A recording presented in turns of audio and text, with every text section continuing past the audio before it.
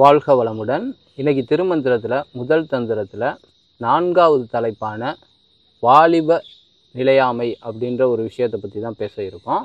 இதுக்கு முன்னாடி நம்ம தூதுவுரை ப்ளஸ் தேக நிலையாமை, அதை தொட்டு சம்பத்துக்கள் நிலையாமை, இப்போ வாலிப நிலையாமை. இது எதுக்காக சொல்லப்படுது அப்படின்னா, இப்போ வாலிபம்னா என்ன தம்பி? குழந்தை பருவத்தை அடுத்து வருவது தான் வாலிப பருவம். இப்போ குழந்தை பருவத்தில் நம்மக்கிட்ட என்ன இருக்குது? குழந்தை பருவத்தில் நான் அறியாமை விளாண்டுட்டு இருப்போம். இப்போ நல்லா சுட்டித்தனமாக இருந்திருப்போம். வாலிபம் ஆகும்போது திடாவட்டமாகவும் இருப்போம். ஒரு செயல் செய்கிறதுக்கு கொஞ்சம் வீரியத்தோடு செய்வோம். அடுத்து இன்னொரு பருவம் என்னது? அடுத்து வந்து முதுமை பருவம். முதுமை, அந்த திருமண பருவம். அந்த பருவத்துக்கு வந்து எல்லாமே இதுக்குள்ளே முடிஞ்சிடும். ஒன்று பாலகன், அடுத்து வாலிபம், ப்ளஸ் அடுத்து முதுமை. 3 பருவம் தான் மனிதர்களுடைய வாழ்க்கை பருவம். ஸோ மற்ற 2 பருவங்களில் நம்மக்கிட்ட பணிவுன்றது இருக்கும். சின்ன குழந்தையா இருக்கும்போது அம்மா அப்பா அப்படிங்கிறவங்களோட பேச்சை கேட்டு நடப்போம். வயசாயிடுச்சுன்னா நமக்கே தெரியும் நம்ம அமைதியாக தான் இருக்கணும், இனிமேல் நம்மளால் எதுவும் முடியாதுன்ற ஆட்டோமேட்டிக்காக அடக்கம் அப்படிங்கிறது நம்மக்கிட்ட உருவாயிரும் இயலாமையின் காரணமாக. ஆனால் இந்த வாலிபம் அப்படின்ற ஒரு நிலையை எடுத்துக்கிட்டோம் அப்படின்னம்னா வாலிபம் மிடுக்குன்னு சொல்லுவாங்க. அதை நாம் வந்து வெளிப்படுத்த ஆரம்பிச்சிருவோம். அம்மா அப்பா கிட்டையும் சொல்கிற பேச்சை கேட்கறது இல்லை, நம்மளால நிற்க முடியும் அப்படின்னு ஒரு தைரியம் வரும். இந்த உலகத்துக்குள்ளே வந்து எதை வேணால் சாதிக்க முடியும் அப்படின்ற ஒரு உத்வேகம் வரும். உருண்டு ஓடுறதுக்கான அந்த ஒரு உற்சாகம் அப்படிங்கிறது அதிகமாக இருக்கும். கண்மூடித்தனமாக விளைவுகளை பற்றி சிந்திக்காத செயல்களை செய்யக்கூடிய தன்மை அப்படிங்கிறது மேக்சிமம் பேர்த்துக்கு இந்த வாலிப பருவத்தில் தான் இருக்கும். அதுக்கு முன்னாடி ஏதாவது ஒன்று செய்யணும் அப்படின்னம்னா அம்மா அப்பாவோட சஜஷன்ஸ் இருக்கும். முதுமையில் சொல்லவே வேண்டியதில்லை, ஆட்டோமேட்டிக்காக பட்டு திருந்துற கேஸு தான், அடிபட்டு அங்கே வந்துடும். ஆனால் அந்த வாலிபம் அப்படின்றதுல தான் மனிதர்களுடைய நிறைய பேர்த்தோட வாழ்க்கை வந்து வீணாகிறது. சரியான, ஏன்னா இந்த வாலிபம் இடுக்கு அப்படிங்கிறது உடலும் மனமும் வந்து நம்மளுடைய போக்குக்கு தகுந்த மாட்டம் ஒத்து போகக்கூடிய தன்மை. என்ன வேணா செய்யலாம், அடிச்சாலும் தாங்கும். ஆனா அதோட விளைவு அப்படிங்கிறது எப்ப தெரியும்னா 35-40 வயசுக்கு அப்புறம் தான். சின்ன வயசுல, ஒரு வயசுல இருந்து இந்த வாலிப வயசு ஒரு 18 வயசு வரைக்கும் நாம செஞ்ச செயல்களோட விளைவு தான் இந்த வாலிப நிலையோட ஆரம்பம்.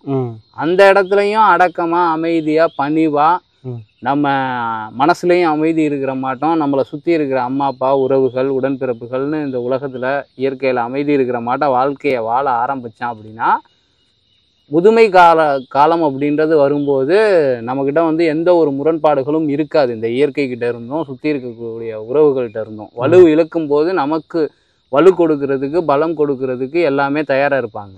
பட் இந்த வாலிபம் அப்படிங்கிறத நாம் வந்து உணரலை. இது வந்து ஒரு நிலையாத்தன்மை அப்படின்றது நமக்கு தெரியலை. இது இப்போதைக்கு கொடுக்கப்பட்ட ஒரு நிலை, இதையும் கடந்து போகக்கூடிய ஒரு சூழல் இருக்குது அப்படின்றது நமக்கு புரியலை. அப்படின்னா விளைவுகளை பற்றி சிந்திக்காமல் நற்செயல்களில் போயிட்டா பிரச்சனை கிடையாது. ஆனால் ஆட்டமாடக்கூடிய ஆணவம், கண்மம், மாயை அப்படிங்கிறத அதிகப்படுத்திக்கக்கூடிய தன்மையில் இருந்தோம் அப்படின்னம்னா முதுமை அப்படிங்கும்போது நம்மளை அழிச்சிடும், அமைதியோடு இருக்க விடாது, ஆத்ம திருப்தி அப்படிங்கிறது நமக்கு கிடைக்காது. அப்படிங்கிறதுனால தான் இங்கே வாலிப நிலையாமை அப்படின்ற தலைப்பில் அவர் கொடுத்துருக்காரு. அதில் ஃபஸ்ட்டு பாட்டிலேருந்து கடைசி பாட்டு வரைக்கும் என்ன சொல்லுவார்னா, கிழக்கெழுந்தோடிய ஞாயிறு மேற்கே விளக்கண்டும் தேரார் அப்படின்னு சொல்லியிருப்பார். என்னென்னா கிழக்கில் காலையில் சூரியன் உதிக்குது, சாயங்காலம் மேற்கில் மறைஞ்சிருது. அப்போ நமக்கு மேலே இருக்கக்கூடிய கோள்களே ஒரு பக்கத்து உதயமாகி இன்னொரு பக்கத்து மறைஞ்சு போகக்கூடிய சூழல்ல தான் இருக்கு. பகல்ல வெளிச்சம் இருக்கு, நைட்டு இருட்டாயிருச்சு, காலைல எந்திரிக்கிறோம், திரும்ப தூங்கிடுறோம். இப்போ ஒவ்வொரு நிலையும் இப்படி உருவாகுது அப்படின்னா இருக்குது, இல்லாமலும் போகுது அப்படிங்கிறத காமிக்கிறதுக்காக இந்த உலகத்துல எக்ஸாம்பிள் எவ்வளவோ இருக்கு. மனுஷன் பார்த்தா கூட இளமையில இருந்தவங்க இப்ப முதுமையா இருக்கிறவங்கள பார்க்க முடியும். ஒரு ஆடு மாடை பார்த்தா கூட அது, ஏன்னா மனிதனுடைய சின்ன வாழ்க்கை தானே அது. நம்ம காலத்தோட கணக்கு பண்ணும்போது பிறக்குது, நல்லா துள்ளி குதிச்சு ஓடிக்கிட்டு இருக்குது, ஒரு திடகாத்திரமான ஒரு பருவத்துக்கும் வருது, முதுமையை கண்டு செத்தும் போகுது. இதெல்லாம் பார்த்தும் கூட நமக்கு இந்த வாலிபம், இளமை, இந்த வேகம், உத்வேகம் அப்படிங்கிறது எல்லாம் இருந்துக்கிட்டே இருக்குன்ற நினப்பில் விளைவுகளை பற்றி சிந்திக்காமல் செயல்களை செய்கிறதுல முற்பட்டுக்கிட்டு இருக்காங்க. அதனால தான் இந்த உடல் மனம் அப்படிங்கிறத எதுக்கு பயன்படுத்தணுன்றது தெரியாமையே இருக்கும்போது இருக்கிறத நினச்சி இன்பம் அடையாமல் இல்லாத ஏதோ ஒன்று அடையிறதுக்கு இங்கே பல இன்னல்களை உட்படுத்தி இந்த இருக்க உடம்பையும் மனசையும் இழந்ததுக்கப்புறம் முதுமை வந்ததுக்கப்புறம் ஐயோ இருந்ததையும் இழந்துட்டோமேனு மேற்கொண்டு வருத்தப்படக்கூடிய சூழலுக்கு மனிதர்கள் போய்கிட்டு இருக்காங்க. அந்த அளவுக்கு மனம் அப்படிங்கிறது புத்தியோடு இணைஞ்சு நாளைக்கு என்ன நடக்கும், நாளானைக்கு என்ன நடக்கும், இந்த வாழ்க்கை இன்னைக்கு இருக்குது அப்படின்னா நாளைக்கு இருக்குமா அப்படிங்கிற எதை பற்றியும் சிந்திக்க மாட்டேங்குது. அதனால தான் மனிதர்களுக்கு கஷ்டம் அப்படிங்கிறது வாழ்க்கையில் இருக்குது. அமைதி அப்படின்றது வாழும் காலத்திலேயே ஒருத்தங்கிட்ட அமைதி அடக்கம் அப்படின்றது இல்லைன்னா இந்த வாழ்க்கையை நிறைவு செய்யும் போது அது ரொம்ப முக்கியமான ஒன்று. அமைதியும் அடக்கமும் ரொம்ப அவசியம் தேவைப்படக்கூடிய ஒன்று. அந்த இடத்துல அது கிடைக்காது. இப்போ நம்மக்கிட்ட இவ்வளோ வேகம் இருக்குது வாலிபத்தில். ஆமாம், அந்த இடத்துலையே நம்மக்கிட்ட அமைதியை உருவாக்க முடியாதுன்னா, அடக்கத்தை உருவாக்க முடியாதுன்னா, இது முடிஞ்சதுக்கப்புறம் அது நம்மக்கிட்ட உருவாகுமா? உருவாகாது. அன்னைக்கு அது இல்லாட்டினா என்ன நடக்கும்?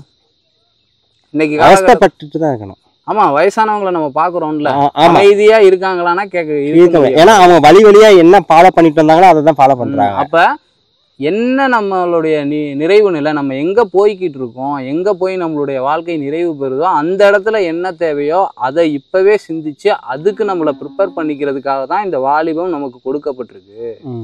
இந்த உடல் நமக்கு கொடுக்கப்பட்டிருக்கு, மனம் நமக்கு கொடுக்கப்பட்டிருக்கு. இது ரெண்டையும் அந்த வாலிபம் இணைஞ்சிருக்கும் போதே நற்செயல்களை அமைதியை நிலைநாட்டிக்கிறதுக்கும் ஆனந்தம் அடைகிறதுக்கும் நாம் என்ன செய்யணுமோ அந்த வாழ்க்கை வழிமுறைகளை பின்பற்றணும், அதில் பயணப்படணும் அப்படிங்கிறத உங்களுடைய முக்கிய கடமையாக எடுத்துக்கங்க. இந்த உலகத்தில் எவ்வளோ விஷயத்த தயாரித்தாலும் உருவாக்குனாலும் முதுமை அப்படின்னு வரும்போது அது எதுவுமே நமக்கு பயன்படாது. அன்னைக்கு நமக்கு மனம் அமைதி அடையணும், ஆத்ம திருப்தியில் இருக்கணும். அது இல்லை அப்படின்னா நமக்கு அவஸ்தைகள் தான் அப்படிங்கிறத அந்த பாடல்கள் ஒரு 10 பாடல்கள் கொடுத்துருக்காரு இந்த தலைப்பில். அதில் ரொம்ப அற்புதமாக வெளிப்படுத்தியிருக்காரு. இதை பற்றி நீ என்ன நினைக்கிற?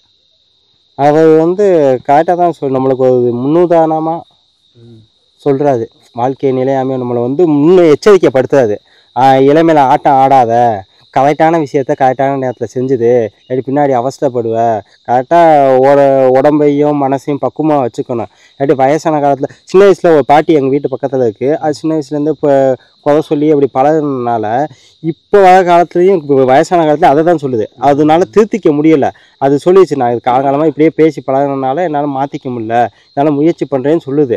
ஆனால் அது வழியாக வந்ததுனால அதனால் என்ன பண்ணாலும் தனக்குள்ளே வச்சுக்க தெரியலை, அது வெளிப்படுத்திடுது. ஆனால் கேட்கவங்க என்ன நிலைமையில் இருப்பாங்கன்னு அதெல்லாம் யோசிக்காது.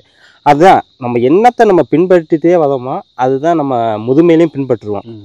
அப்போ நல்லதை பின்பற்றிட்டு வந்தால் நல்லதை பின்பற்றி. இதில் இன்னொரு விஷயம் என்னன்னா, இப்போ இந்த உடம்பு அமைதியாக இருக்கு, அமைதியாக இருக்கு, உங்ககிட்ட மனசும் அமைதியாக இருக்கு, அதில் எந்த ஒரு அவஸ்தைகளும் இல்லை. அதனால இந்த இளமை உங்ககிட்ட இருக்கு, இந்த வாலிபம் உன்கிட்ட இருக்கு. அந்த இடத்துல இந்த உடலும் மனசும் அமைதியாவே வச்சுக்கிறதுக்கு என்ன செய்யணுமோ அதை செய்யாம அவஸ்தைப்படுத்திக்கிட்டு இருக்கோம், ஆவேசப்பட்டுக்கிட்டு இருக்கோம், இன்னும் அதிகமான வேகத்தை உழைப்பை கொடுத்துக்கிட்டு இருக்கோம், வீணாக்கிக்கிட்டு இருந்தோம் அப்படின்னம்னா நிச்சயமா இந்த உடலும் மனமும் நிலையாமை அப்படின்றத இதுக்கு முன்னாடி தலைப்புல நம்ம பார்த்தோம்ல, அது தன்னுடைய அமைதியை இழந்து அவஸ்தைக்கு உள்ளாகும் போது இந்த வாலிபம் நம்ம கிட்ட இருக்காது. அந்த இடத்துல நம்மளுடைய வாழ்க்கை ரொம்ப இன்னல்களுக்கு உட்பட்டு மோசமான நிலையில இருக்கும். அந்த நிலை வரக்கூடாதுன்றதுக்காக தான் இருக்கும் போதே நம்ம அமைதியை எப்பவும் வச்சுக்கக்கூடிய ஒரு வாழ்க்கை முறைய உருவாக்கிக்கணும், அதுல பயணப்பட கத்துக்கணும்ன்றத அவர் சொல்றாரு. ஸோ இந்த தகவல் பற்றிய உங்களுடைய கருத்துக்களை கீழே கமெண்ட்ல பதிவு செய்யுங்க.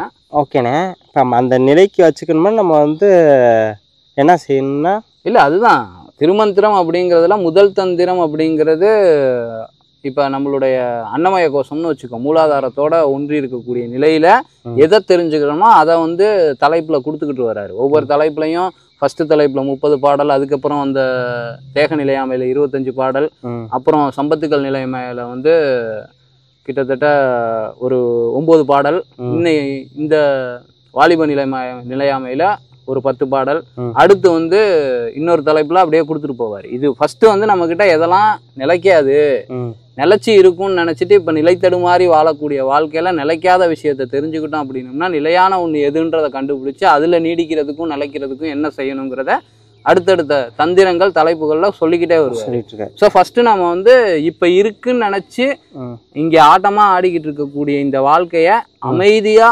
அற்புதமாக ஆனந்தமாக மாற்றிக்கிறதுக்கு இந்த நிலை வந்து எப்பவும் நீடிக்காது. இருக்கும் போதே அதுக்காக அதை பயன்படுத்திக்கணுன்றதை புரிஞ்சுக்கணுன்றதுக்காக இந்த தலைப்புகளை கொடுத்து அதில் பாடல்களை கொடுத்துட்டு வர்றாரு.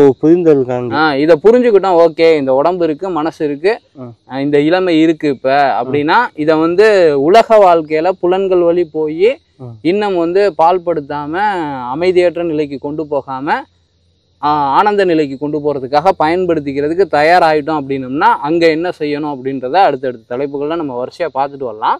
அதை பற்றி முழுசாக நீங்கள் தெரிஞ்சுக்கணும்னு நினச்சாலும் இல்லை இந்த தலைப்புகளில் இருக்கக்கூடிய பாடல்களுக்கு விளக்கங்களை தெரிஞ்சுக்கணும்னு நீங்கள் நினச்சாலும் கீழே கமெண்ட்டில் சொல்லுங்கள். அதுக்காக கண்டிப்பாக டைம் ஒதுக்கி அதை கொடுக்கறதுக்கு முயற்சி செஞ்சுக்கிட்டே இருக்கோம்.